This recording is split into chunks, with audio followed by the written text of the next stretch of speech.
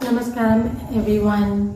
I recently got the opportunity to sit in the Yoga Sandhya process that happens in the Yogeshwar temple at the Bangalore Adiyogi Center.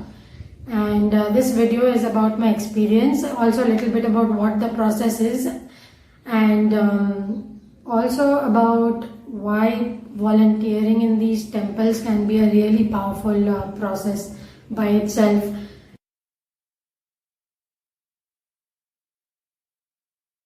So Yoga Sandhya, if you've not heard about it already, it is basically a 40-minute process that Sadhguru has started at the Yogeshwar Linga in the Adiyogi Bangalore Center to alleviate Kula doshas, basically. A group of family or even community who are afflicted by some issues, what in traditional India we will call the Kula dosha.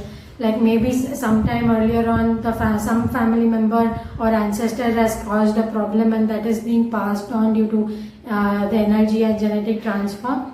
In that case, this kind of a process can be very helpful. So on the website, they've mentioned number of times a genetic bond. So it is supposed to be between people who are genetically connected. However, the husband's family and the wife's family can do it together as well, and it will help the future generations. So in general, the concept, I find it a bit traditional, but I am sure a lot of people will find value in it. And the process that I saw happen in the Yogeshwar Linga was with only 2 people. Maximum number of people who can participate in this are 21. And the participants can sit right next to the Yogeshwar Linga, and they are connected to the Linga with a turmeric thread, like a thread that is coated in turmeric.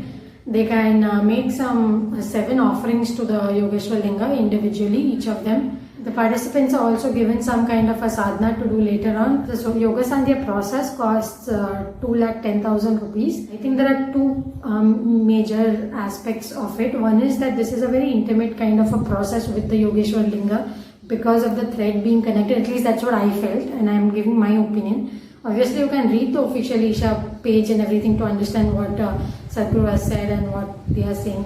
But my understanding is because that thread is being connected to your wrist through the entire process, which is connected to the Yogeshwar Linga. I think that makes the contact with Yogeshwar Linga very intimate. The second thing is, of course, that this Kula dosha aspect of it, I mean, we don't really have that many opportunities to do something like this. So especially if we feel something may have happened, or we generally just want to do it to ensure that the future generations have a cleaner and transmission of the genetic and genetic energy, I think we can call it. I know these are strange concepts, but third thing, actually there are 3 things. The third thing is the fact that the Bangalore Center is still coming up, and there are only 2 temples as of now, Nagamandapam and the Yogeshwar Linga, and of course Adiyogi has come up, but everything else is yet to come up. The 2 Tirthakunds are going to come up, Linga Bhairavi will come up, and there will be the Navgraha temples which are also coming up for the first time. So, and of course along with it, all the infrastructure, the stay areas and the cafes and the toilets and all of that stuff needs to get done, and they really need funds. So this money will also get funneled over there. So to become connected to the Yogeshwar Linga, to carry the Yogeshwara within you, that is the idea of the Yoga Sandhya. When I was doing the Yoga Sandhya process, the place was just reverberating with the energy, and I could feel that energy flowing in me. We got physically connected to the Yogeshwar Linga through a sutra which was tied from your hand to the Linga. So that felt fantastic, and there was almost a real connect with the energy from right there. I was volunteering at the Yogeshwar Linga, and you may have seen my previous video that I've shared on volunteering at the Bangalore Adiyogi Center. Earlier in the day I was volunteering, and then the Yoga Sandhya was going to begin. It usually starts at 5:40. So this particular one happened on the weekend. However, Yoga Sandhya happens every single day. So one can pick a day of your choosing, if there's a special day for your family or something that can be chosen. So I was already volunteering in the temple. It was a weekend, it was really messy, and so, we are totally in a zone because you have to be alert all the time. There's always something to do. And that particular weekend, I think it was a Amavasya or something, or was it the day after Amavasya? I don't exactly remember, but it was very crowded, more crowded than usual. So it was really like, we are totally constantly on over there. And then the Yoga Sandhya happened, so we cleared the space up and cleaned it up, and then volunteers got a chance to just sit around it. I was not sure whether the devotees, the public would be allowed inside, but later on, I think the Swamis and all did open up a little section and the public could walk like behind us. So in the middle there's the Yogeshwar Linga, and then the participants are sitting. Outside of that region, a bunch of the volunteers were sitting, and some of them were standing to just usher the visitors. So, and further from that, the visitors were taking a parikrama from the outside.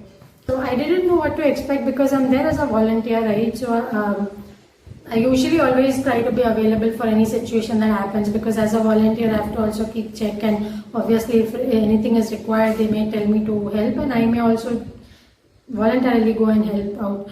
But what happened in this program is that the moment it started, I just like sat down and I just remained still, like there was no need to move. And so I realized that I have, some process has started happening within myself as well. And then the spine went completely rigid. And sometimes when you're sitting to meditate, you have to actually maintain the posture. But a lot of times I've seen that when you get connected with the process, the body will just maintain its straight spine and stillness. It will just maintain the stillness, and that happens to me often. But it is like a sign for me that okay, here I have become connected to something over here, and something is happening within me, because otherwise you tend to fidget in general. Even if you're not a specially fidgety person, you will still move a bit.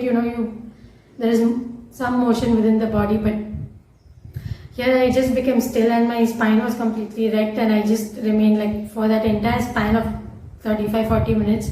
I didn't move my legs at all.